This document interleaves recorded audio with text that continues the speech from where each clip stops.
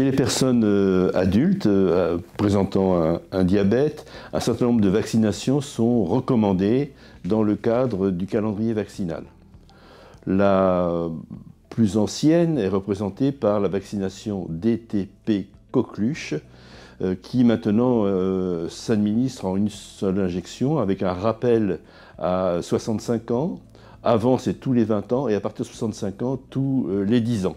Il est important de se faire vacciner avec ce vaccin parce que cela protège, en dehors de la poliomyélite et de la diphtérie, contre le tétanos, notamment en cas de plaie des pieds, et de la coqueluche qui peut entraîner des manifestations sévères chez les personnes âgées et également peuvent contaminer des enfants, des nourrissons et entraîner des formes graves qui peuvent nécessiter une réanimation. Le second vaccin qui est recommandé est celui du pneumocoque et nous avons maintenant un nouveau vaccin qui est très efficace et qui ne nécessite qu'une seule injection. Il est recommandé de le faire à 65 ans.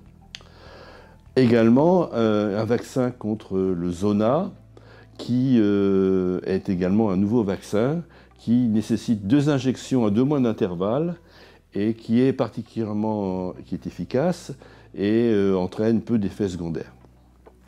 Enfin, il est recommandé chez les personnes vivant avec un diabète de se faire vacciner contre l'hépatite B, notamment en cas de prévision pour une dialyse, puisque les complications de cette infection virale sont plus fréquentes et plus graves en cas de diabète.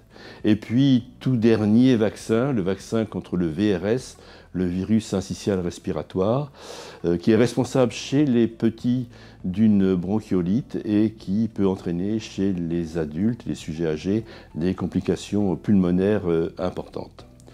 Enfin, j'ai gardé pour la bonne bouche la vaccination contre la grippe et le Covid, vaccination saisonnière qui doivent être réalisées chaque année. Et ceci est très important puisque la grippe peut entraîner chaque année 10 à 15 000 décès, ce qui est 3 fois plus que les accidents de la route. Quant au Covid, chacun sait qu'il a été particulièrement grave chez les personnes vivant avec un diabète, surtout en cas de comorbidité, d'hypertension artérielle ou de surpoids.